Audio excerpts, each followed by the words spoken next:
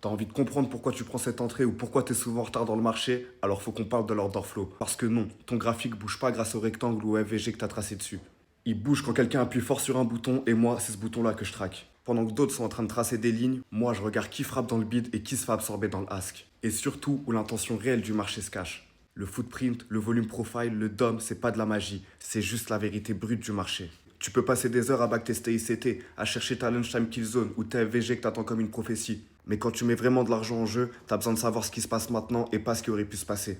Et si tu trades sur les CFD comme la plupart des retails, écoute bien. Tu trades un prix virtuel sans liquidité avec un spread gonflé et aucune info sur le volume réel. En vérité, tu trades contre le courtier et pas contre le marché.